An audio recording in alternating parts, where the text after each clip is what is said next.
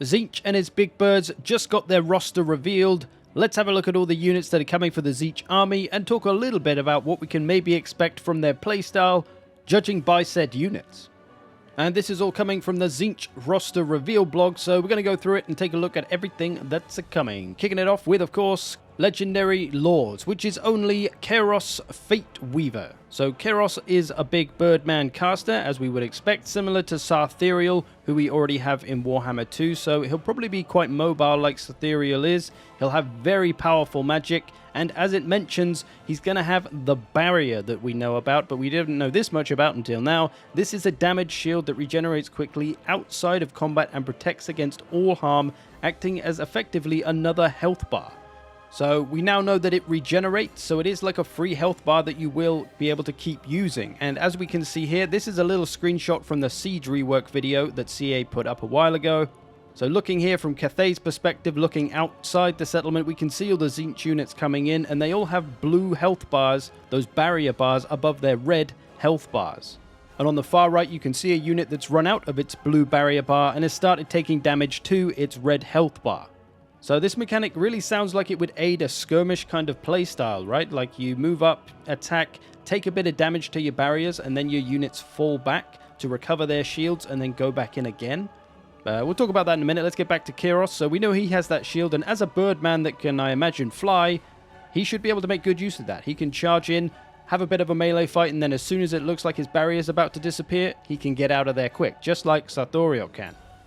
To his unique skills and abilities, Fragments of Magic allows Kairos to acquire and equip magic fragments of other spell lores, giving him access to several spells from that lore. Don't know whether that's a campaign thing or a battle thing, but it sounds cool either way to be able to take some magical spells from other lore books. And then Staff of Tomorrow, Kairos' powerful artifact allows him to reduce all of his spell cooldowns in an instant. That's pretty crazy. That sounds like it could be his item, so that'll serve just to make him an even more powerful caster.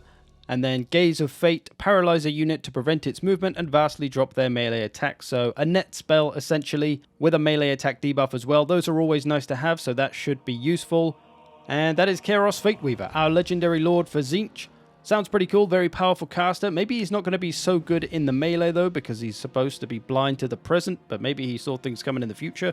But overall, probably kind of a similar deal to Sarthorial, except he'll probably be able to fly. It seems unlikely that he wouldn't. We see him flying in the trailers and stuff.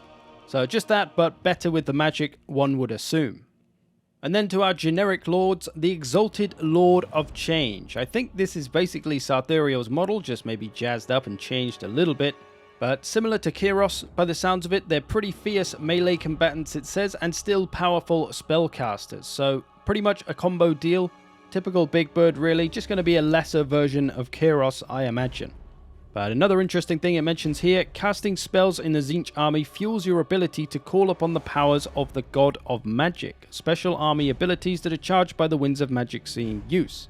So we're going to unlock these abilities by using magic. So it's kind of like a war system where for the greenskins you beat stuff up, you build up the war bar, and then you get the war ability to use for your army. It's kind of like that, but with using magic. You use the magic and then eventually you'll be able to use these abilities. At least that's how it sounds to me. And then it tells us about one of the new laws of magic of Warhammer 3, the Law of Tzeentch, which has the blue fire of Tzeentch, the pink fire of Tzeentch, treason of Tzeentch, clean magic, Tzeentch's firestorm, and internal gateway. What the hell they do doesn't really say. Says this is a purely offensive school with 4 spells that deal direct damage and the others debuffing enemies to their doom. So a very offensive magic book all about murdering your enemies rather than helping your allies. So the Tzeentch spellcasters are going to be specializing in the lore of Tzeentch and the lore of metal. Then on to our other generic lord choice, the Herald of Tzeentch. So these little fellas, again, are spellcasters. I imagine they won't be so good in the melee, but they can get a couple of mounts, which will certainly make them way more effective. The disc mount, that'll be flying, that'll give them some good mobility, or a chariot mount, which will probably make them a better damage dealer in melee, as well as still having those casting powers. On to the heroes then, Cultist of Tzeentch. Says a bunch of stuff, but most interestingly, they bring the Law of Fire, which none of the lords can bring apparently, so it makes them useful in that sense. And they can also summon demons directly from the Chaos Realms, including Great Lords of Change themselves. That could be pretty devastating if you can do that in battle normally, or whether that's just a campaign thing. Sounds cool either way. They can have a Chaos Steed mount. That is the Cultist. And then we also have the Iridescent Horror. This is pretty much just another little spellcaster, except he can buff allies apparently and summon stuff through the Chaos Realms, and can have the Disc or Burning Chariot mount. So just the same as the Herald really, it seems, if you want to have that more mobile hero option to go alongside your Big Bird Lord perhaps, then you might want to bring one of these along. Now to the really good stuff in Tzeentch units. Tzeentch Infantry first of all, the Blue Horrors. It says they're classed as melee troops that are capable of vomiting up magical fire, which gives them a nice punch on the charge. So when they charge in, they should do a bit of extra damage on that charge by the sounds of it. It does say they have some low leadership, but being a demon, they won't rout and run away. They'll have the kind of undead mechanic where things crumble and then disintegrate instead of routing. It's kind of like that with demons. They become unstable and then they get banished, then they're gone. So they won't rout. That's a nice ability of them. Sounds like they're going to be the chaff infantry of the army, just absorbing charges, taking the damage early on, charging in head first. That's going to be these guys. Like the zombies, they're just going to try and bog the enemy down and hold them in place whilst doing what damage they can. They should be better than zombies though, considering they can vomit fire. So that's one of our melee infantries. The other one is the Forsaken of Tzeentch, who we already have in Total War Warhammer 2. We've got Forsaken. They don't sound like they're going to function too differently to the normal Forsaken we have, so just going to be a nice damage dealer, better than the Blue Horrors, I'm sure. They do have great weapon strength. They're not the toughest unit in the world, usually low melee defense, so they don't last too long, but they will put out work against unarmored targets. So just the two melee infantries. That brings us to the Missile Infantry with Pink Horrors of Tzeentch. Similar to the Blue Horrors, except they have a longer ranged attack by the sounds of it, so they're kind of a hybrid unit. We see them launching a lot of missiles in the trailers and stuff, so they're probably going to be your ranged unit option, but they can go into melee if you need them to. They'll be a bit better than the Blue Horrors at least.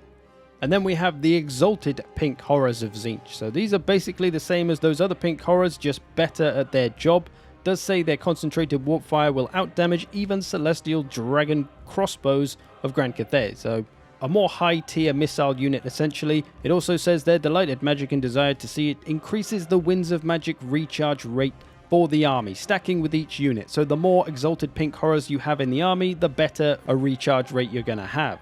So perhaps overall a fairly unimpressive infantry roster there. Mostly kind of chaffy units with some range power in the Pink Horrors. The Forsaken, not a lot of infantry there. What about moving on to the Cavalry and Chariots, Chaos Knights of Tzeentch? So these are basically the Warriors of Chaos, Chaos Knights by the sounds of it, the melee version. There is a Shock Cavalry version, which is good on the charge, and then there's a Melee Cavalry version, which is not so good on the charge, but lasts better in melee and can survive better in a prolonged fight. That's what this version is. Does say, though, that they have that magic barrier, of course. So that's going to be very powerful for Shock Cavalry, because they'll be able to charge in, do their damage, and just fight until that barrier goes away, and then get the hell out of there. That could be very, very powerful.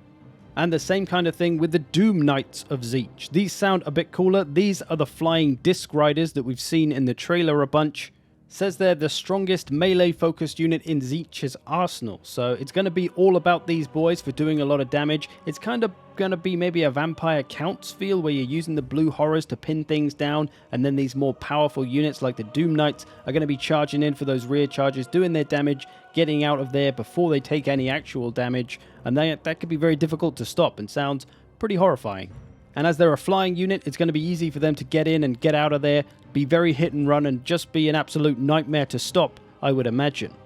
So that's just the cavalry, and then we have the Burning Chariot of Tzeentch. So we're going to have a chariot as well, but not just any old chariot. Oh no, this is a flying chariot, as it gets compared to meteors and comets apparently, so it must be flying, and is mounted by an Exalted Flamer. So it's going to have a ranged attack, I guess quite short range, but by the sounds of it, very powerful.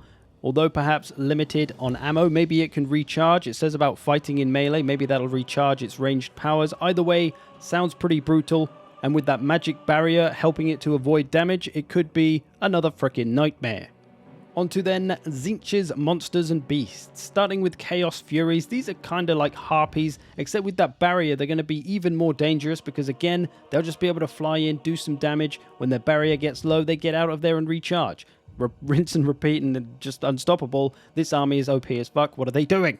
Whose idea was this? I jest. It's probably fine. I'm sure it's balanced in some way, but it does sound pretty strong, although perhaps quite micro-intensive to have to keep charging things in and pulling them out all the time to recharge the shield? I suppose we shall see. And then we have the Screamers, another flying unit. Lightweight and unarmored, still powerful once locked in melee combat, acting as Tzeentch's equivalent of early cavalry. So they're kind of like a light cav, but they're going to be flying, so they'll be extra mobile. But again, that barrier is going to come into play and make them much more useful, I imagine, than most light cavalry type units. And then we've got another familiar face. If they have a face, it's the spawn of Tzeentch. So these are just like Chaos Spawn that we already have in Warhammer 2. Going to be good at holding. They'll probably be unbreakable, so great for holding a line, great for dishing out some damage on unarmored targets, unless they happen to have armor piercing maybe. Just another unit to bog the enemy down with. And then we have the big boy, the Lord of Change. You can actually get these just as monsters, a big bird monster. So Kairos and 2 of those, there's your triple big bird build. I can see that coming in Warhammer 3 multiplayer already. That's a nice name for it too, the triple big bird build. Rolls off the tongue nice, triple big bird, triple big bird, triple big bird build. Anyway. What was I on about? Lord of Change. So you're going to get a spellcaster, still going to be decent in melee, not amazing, but probably going to have that high mobility, going to have that barrier as well. Everything just sounds like a fucking nightmare in this army, to be honest. I don't want to fight them. I won't do it. I just will never fight Tzeentch. That's my rule of Warhammer 3. I recommend you follow it also. So I've got a single entity monster in there, essentially, which you can bring alongside your Lord and Hero versions. But moving on, we've got the Flamers of Tzeentch. Now, these sound pretty awesome. These are very interesting to me. They kind of sound like warp fire throwers, except they're somewhat decent in melee, apparently, but it is all about their flaming ranged attack. Against lightly armored units, they'll probably be pretty savage, but against heavier stuff, maybe not so good because of that armor making the save from the fire. Does say you need to get some good placement with them, so that's what's giving me that warp fire thrower vibes, because they're a unit that can be incredibly powerful if you can actually get them to use their weapon, which is no easy feat in the heat of battle. So going to have some powerful ranged burning damage with those either way. Could be good for anti-large as well.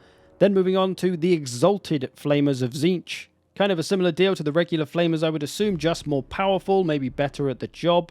Says they're more powerful than siege weapons, so should be a pretty strong ranged attack, but I think quite short range as fire attacks tend to be. Although it's not actually fire, it's chaos energy or whatever, but still very strong with a little bit of melee power as well, but mostly all about that ranged attack. Sounds pretty horrifying. I think they were flying as well in the trailers, so maybe they'll be flying too, or maybe that's the regular Flamers, but we'll see. And lastly, a big boy we already knew about, the Soul Grinder of Tzeentch. We've seen Khorne's one already, but this one is a little bit different. Hurls a long-range, anti-large set of magic spears at any target. So a nice ranged, anti-large unit. Probably going to be pretty powerful. And look at the freaking thing. You know it's going to be good in melee too.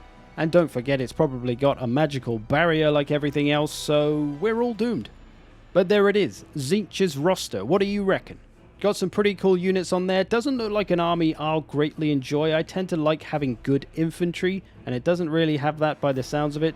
A lot of cool mobility, and the Flamers look awesome.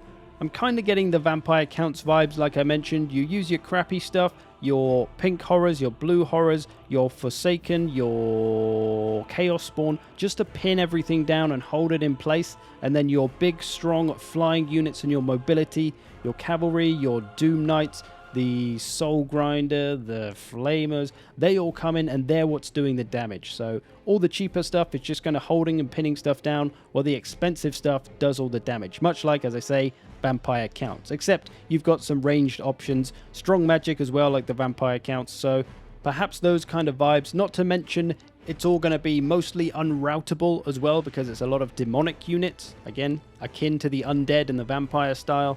But like I mentioned, we've got that barrier, that magical barrier that will recharge when you're out of combat. So is that going to create kind of a skirmish playstyle? Is it going to be very, very micro-intensive? If you're charging in a few units of cavalry and flying units, you've got to be ready to pull them all out if you want to make the best use of that barrier. And it could make some of those units damn near unstoppable. But I guess it depends on their stats and stuff, and what tools the other factions will have to deal with that. We'll have to see. There we go, the Tzeentch roster. I hope you've enjoyed this. Thanks for watching. I'll see you in the future.